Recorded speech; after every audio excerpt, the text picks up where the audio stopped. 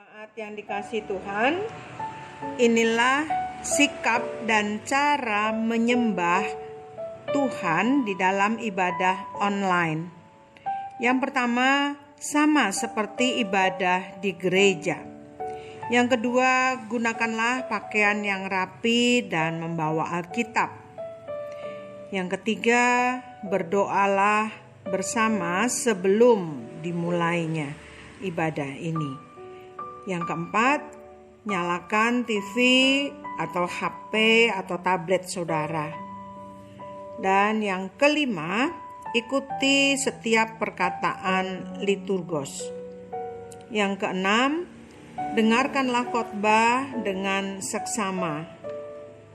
Yang ketujuh, berikanlah persembahan sebagai tanda syukur kita kepada Tuhan melalui transfer online banking yang nanti akan tertera pada layar saudara.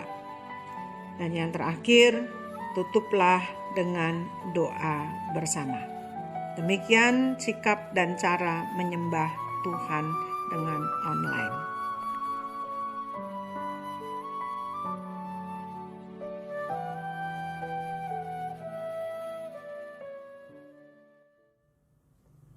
Shalom, selamat pagi Bapak Ibu dan saudara semuanya. Selamat hari Minggu. Kita mau mulai ibadah kita pada pagi hari ini. Namun sebelumnya saya memberikan waktu sejenak untuk Bapak Ibu mengambil saat teduh.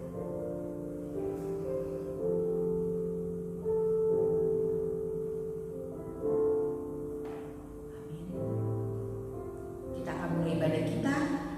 Mari bangkit berdiri dan kita mau menaikkan pujian Tuhan Allah hadir.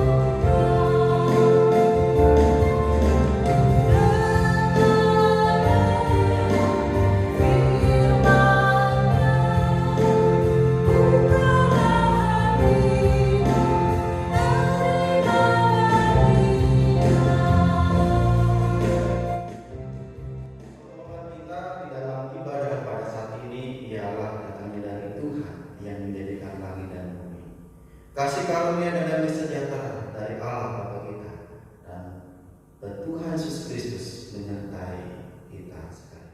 Oh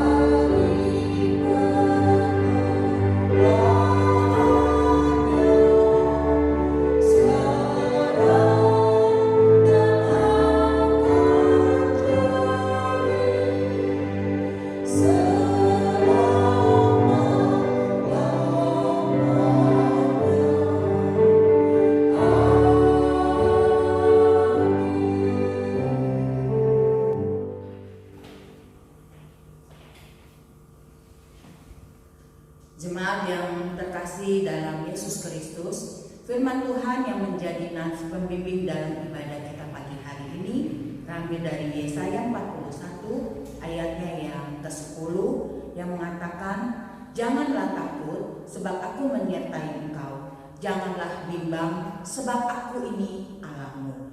Aku akan meneguhkan, bahkan akan menolong engkau. Aku akan memegang engkau dengan tangan kananku yang membawa kemenangan."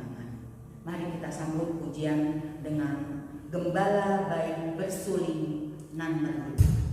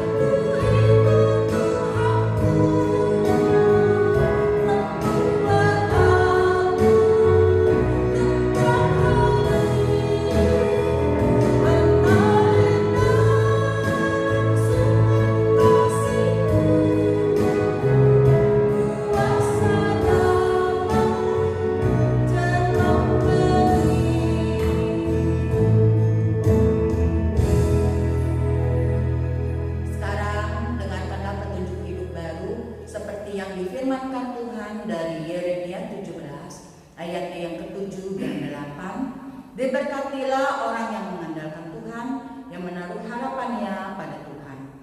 Ia akan seperti pohon yang ditanam di tepi air, yang merambatkan akar-akarnya ke tepi batang air, dan yang tidak mengalami datangnya panas terik, yang daunnya tetap hijau, yang tidak khawatir dalam tahun kering, dan yang tidak berhenti menghasilkan buah.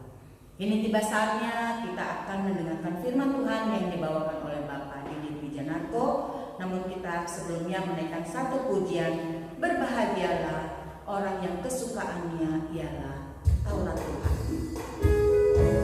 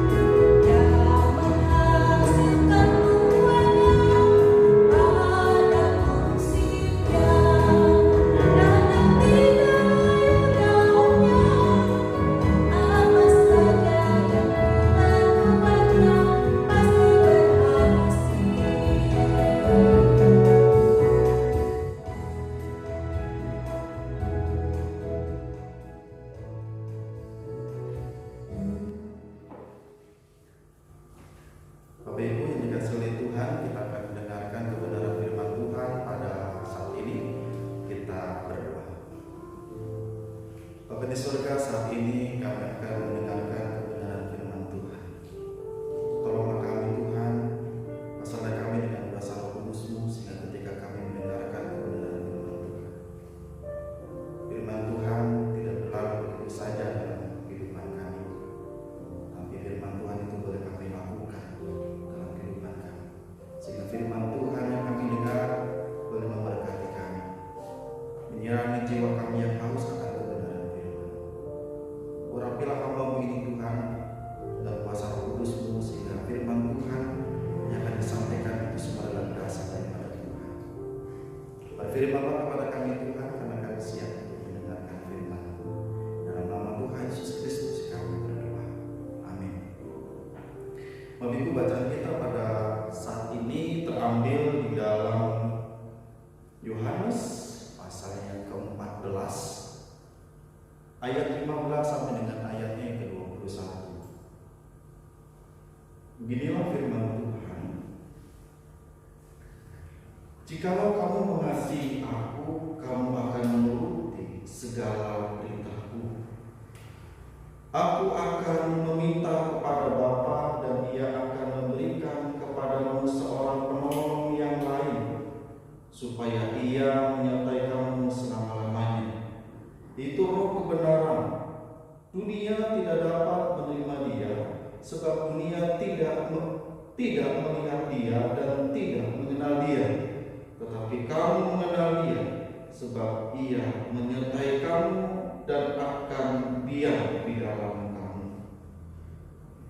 Aku tidak akan meninggalkan kamu sebagai yatim piatu. Aku datang kembali kepadamu. Tinggal sesaat lagi, dan dunia tidak akan melihat aku lagi. Tetapi kamu melihat aku, sebab aku hidup, dan kamu pun akan hidup. Pada waktu itulah kamu akan tahu bahwa aku di dalam Bapa-Ku, dan kamu di dalam aku, dan aku di dalam kamu. Barang siapa memegang perintahku dan melakukannya, dialah yang akan mengasihi aku. Dan barang siapa mengasihi aku, ia akan dikasihi oleh Bapa-Ku, dan aku pun akan mengasihi dia dan akan menyatakan diriku kepadanya. Demikianlah pembacaan kita pada saat ini. Berbahagialah kita yang mendengarkan kebenaran firman Tuhan ini dan yang melakukannya dalam kehidupan kita sehari-hari. Haleluya.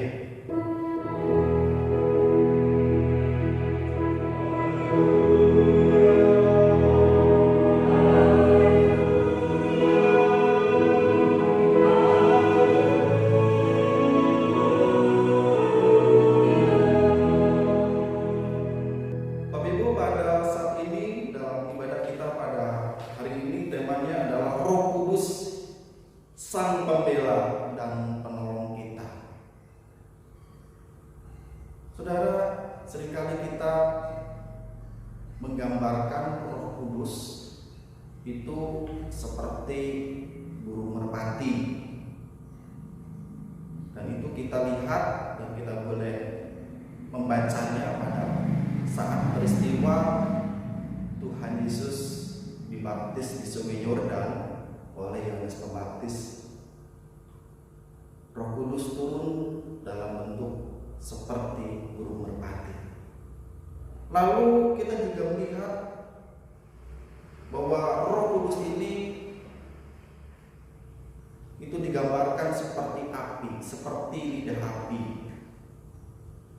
Itu kita juga boleh melihat gambaran seperti itu pada saat peristiwa Pentakosta.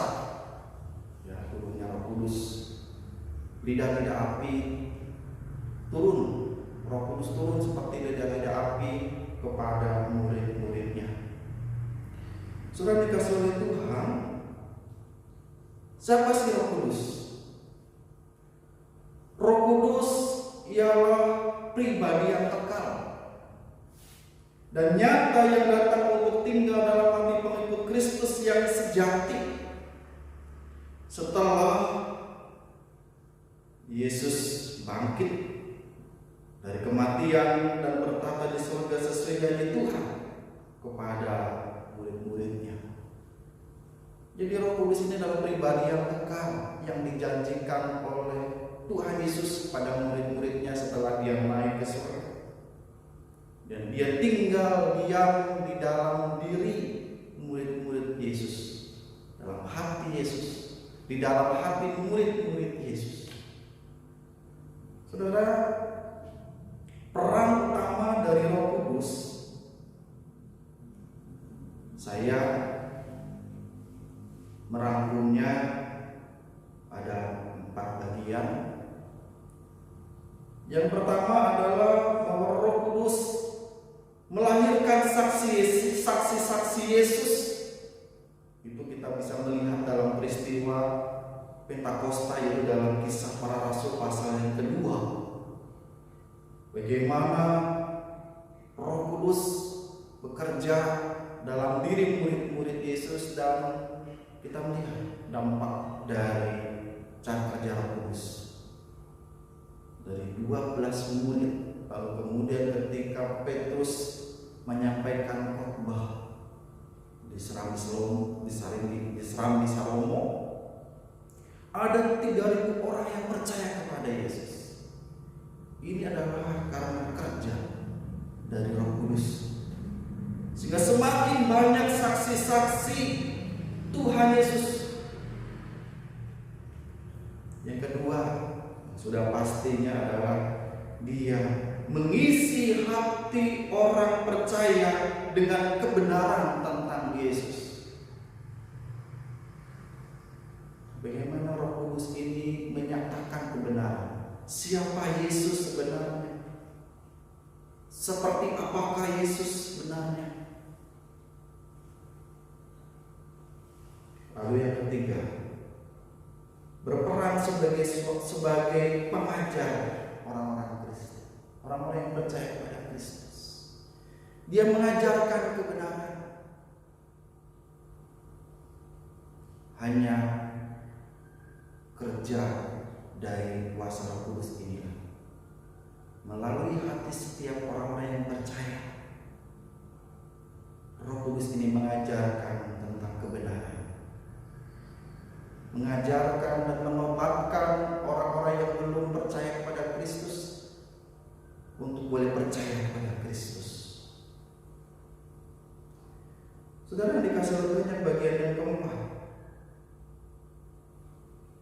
dari peran dari Roh Kudus ini adalah mengungkapkan isi hatinya Tuhan dan kebenaran kepada orang Kristus, kepada orang-orang Kristen, kepada orang-orang yang percaya. Jadi melalui Roh Kudus inilah kita boleh mengerti apa isi hatinya Tuhan. Jadi bagi setiap kita yang percaya kepada Kristus, kepada Tuhan Yesus, dan kita boleh menerima kuasa Roh Kudus, maka Roh Kudus yang akan menolong kita untuk mengerti isi hatinya Tuhan. Saudara dikasih oleh Tuhan, masuk pada tema kita pada hari ini, Roh Kudus sebagai pembela. Apa sih yang kita pahami bahwa Roh Kudus itu sebagai pembela? Itu Roh Kudus menjadi jaminan bagi setiap orang percaya, bukan hanya pembela saja, tetapi juga menjadi jaminan di mana kita dimampukan untuk boleh melawan, memampukan untuk menghadapi berbagai macam pencobaan. Ketika kita mulai menyerah, ketika kita mulai lelah, ketika kita mengalami kekhawatiran, ketakutan, Roh Kudus membela kita, meyakinkan kita bahwa setiap pencobaan, setiap tantangan, Roh Kudus akan memampukan kita dan memberikan jaminan. Dan itu kita dikuatkan dalam Efesus pasal 1 ayat 14. Dan Roh Kudus itu adalah jaminan bagian kita sampai kita memperoleh seluruhnya, yaitu yaitu penebusan yang menjadikan kita milik Allah untuk memuji kemuliaan-Nya.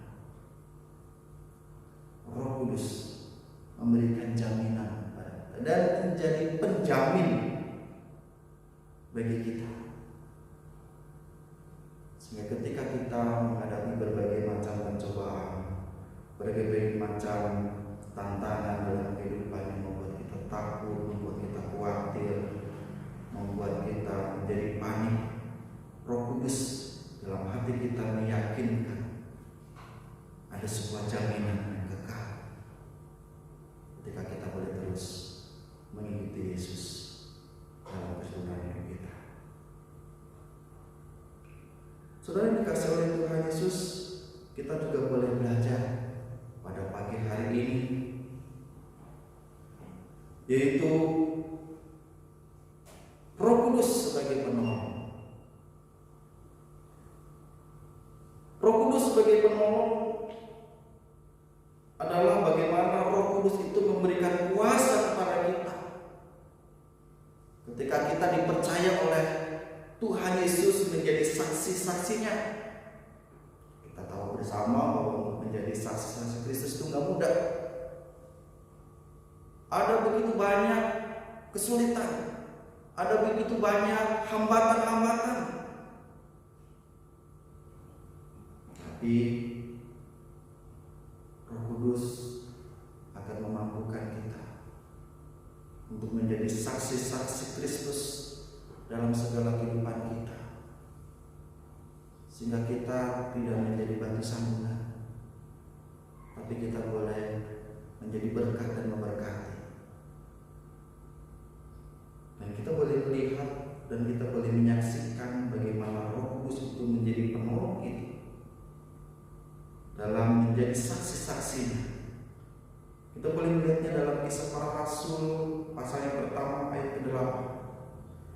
Tetapi kamu akan menerima kuasa kalau Roh Kudus turun ke atas kamu, dan kamu akan menjadi saksiku di Yerusalem dan seluruh Yudea dan Samaria dan sampai ke ujung bumi.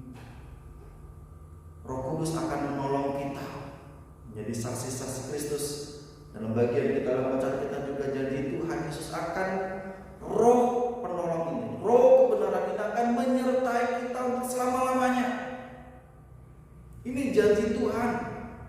Ketika Roh kebenaran itu ada dan kita boleh menerimanya, Roh Kudus akan menyertai kita, memampukan kita sebagai saksi-saksi Kristus. Roh Kudus akan terus mengulurkan tangannya untuk memampukan kita menjadi saksi-saksi Kristus yang kuat, menjadi saksi-saksi Kristus yang berani dalam berbagai macam menghadapi tantangan dalam kehidupan kita. Apakah kita juga bisa berani menjadi saksi-saksi Kristus di tengah-tengah COVID-19 ini? Apakah kita boleh menjadi berkat ketika ada begitu banyak himbauan untuk pakai masker ketika kita keluar rumah, untuk kita berkerumun dengan banyak orang? Apakah kita juga boleh dapat menjadi berkat mengikuti himbauan di rumah saja, dalam ibadah, dalam persekutuan, kita lakukan itu di rumah saja? Ataukah kita menjadi batu sandungan dan tidak menjadi berkat? Tentunya itu yang tidak Tuhan mau. Tuhan ingin melalui kuasa Roh Kudus kita boleh menjadi saksi-saksi Kristus, menjadi teladan di tengah-tengah kehidupan masyarakat. Saudara, ada sebuah penegasan dari Tuhan Yesus ketika kita boleh memperoleh Roh Kudus dan mengizinkan Roh Kudus tinggal dalam diri kita,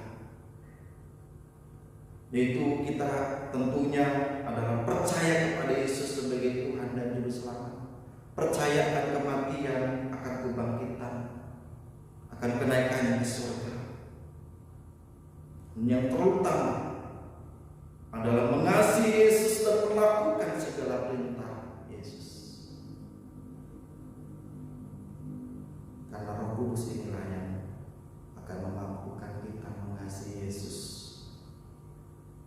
Karena tanpa Roh Kudus kita tidak akan mungkin bisa mengasihi Yesus. Percuma orang bilang aku mengasihi Yesus, tapi dia tidak memiliki Roh Kudus dan tidak menjadi milik Kristus. Karena Yohanes 14 ayat 15 mengatakan, "Jikalau kamu mengasihi aku, kamu akan mengerti segala perintah." Dan kita dimampukan oleh Roh Kudus untuk kita boleh melakukan segala perintah-perintah Tuhan Yesus. Bila melalui Roh Kudus kita boleh terus dimampukan untuk semakin mengasihi Tuhan Yesus di tengah-tengah pencobaan yang boleh kita alami dan Tuhan izinkan untuk kita alami pada saat ini. Tuhan Yesus memberkati. Amin. Bapak, mari kita menaikkan doa sama kita berdoa. Bapa di surga, terima kasih untuk kebenaran firman-Mu. Tolong kami untuk kami boleh dapat melakukan segala kebenaran firman Tuhan, untuk melakukan segala perintah Tuhan, untuk boleh semakin mengasihi Tuhan. Kami percaya bahwa Roh Kudus yang telah Tuhan janjikan kepada kami boleh mengalaminya itu dalam hati kami. Roh Kudus yang telah memampukan kami untuk dapat melewati segala pencobaan pada saat ini. Di tengah-tengah kami mengalami keterbatasan dan dibatasi karena virus COVID-19. Tuhan, tolong pemerintah kami, tolong bangsa kami Tuhan. Tuhan boleh pulihkan bangsa dan negara kami, sehingga kami boleh dapat melewati pencobaan yang sedang kami alami. Berkati para petugas yang saat ini menjalankan perintah untuk penanganan COVID-19. Berikan hati kepada mereka untuk boleh dapat melakukan tugas tanggung jawabnya dengan penuh sukacita dan hati yang tulus. Berkati juga para medis Tuhan, para dokter, para perawat dan semua pihak terkait untuk proses penanganan dari COVID-19. Berkati agar para medis ini boleh diberikan hati yang tangguh, kuat dalam menghadapi virus 19 ini, dalam menyembuhkan dan memulihkan para pasien. Tengah-tengah mereka juga boleh mengalami kesedihan ketika mereka tidak dapat berjumpa dengan anggota keluarga mereka, dengan anak-anak mereka. Tuhan, berikanlah hati yang kuat dan teguh. Berikan kesehatan kepada para medis ini, sehingga mereka tidak tertular oleh virus COVID-19, virus corona ini. Tuhan juga bantukan agar para medis ini dapat menyembuhkan dan memulihkan dengan cepat para pasien yang telah tertular COVID-19. Khusus kami juga berdoa untuk gereja-gereja Tuhan, meskipun kami dibatasi dan tidak boleh beribadah bersama-sama, tapi kami boleh dapat melakukan ibadah setiap minggu dan persekutuan doa secara online. Ini menjadi sarana bagi kami Tuhan, untuk kami boleh menyapa jemaat Tuhan, menyapa jemaat gereja khusus Jembatan Hitam maupun Pasca, menyapa anak-anak kami melalui program sekolah minggu online. Terima kasih Tuhan Yesus. Inilah doa-doa kami, agar Tuhan kiranya Tuhan Yesus boleh memperkenan mendengar apa yang menjadi doa dan permohonan kami. Kami naikkan kuasa kami dalam nama Tuhan Yesus Kristus yang telah mengajarkan kami berdoa. Bapa kami di surga, dikuduskanlah nama-Mu. Datanglah kerajaan-Mu, jadilah kehendak-Mu di bumi seperti di surga. Berikanlah kami pada hari ini makanan kami yang secukupnya, dan ampunilah kami akan kesalahan kami seperti kami juga telah mengampuni orang yang bersalah kepada kami. Dan janganlah bawa kami dalam pencobaan, dan lepaskanlah kami daripada yang jahat. Karena Engkau yang punya kerajaan dan kuasa kemuliaan sampai selama-lamanya.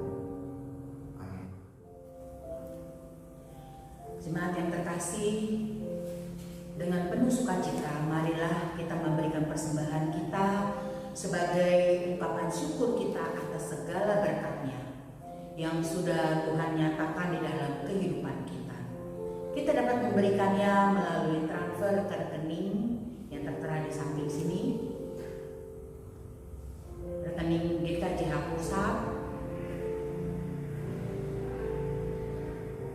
dan rekening GKJH Pos Cengklong. Mari Bapak Ibu, Saudara semuanya, kita berdoa untuk persembahan ini.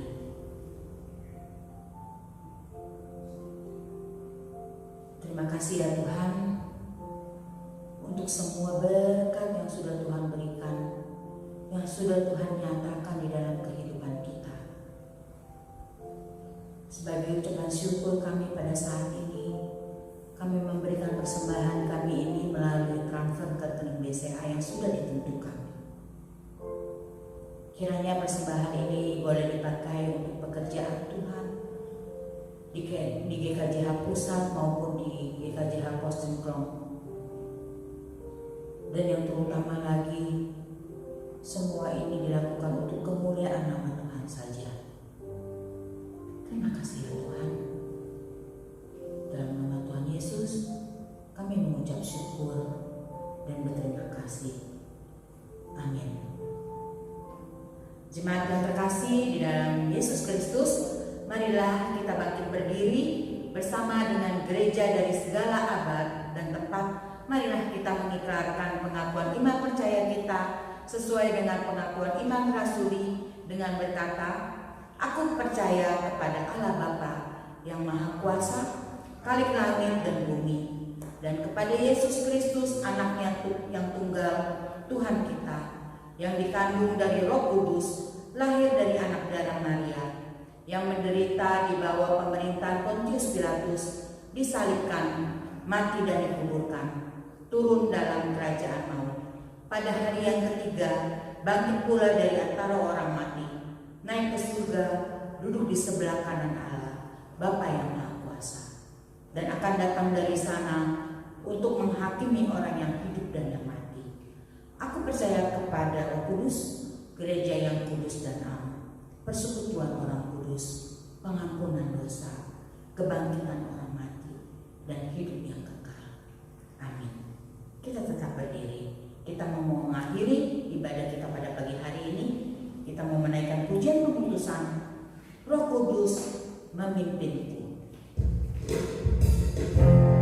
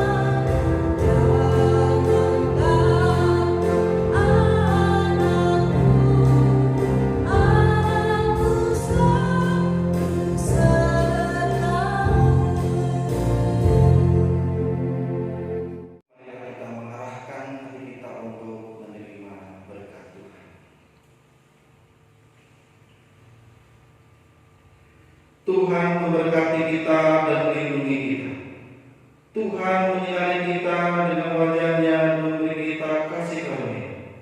Tuhan menghadapkan wajah-Nya kepada kita dan memberi kita damai sejahtera.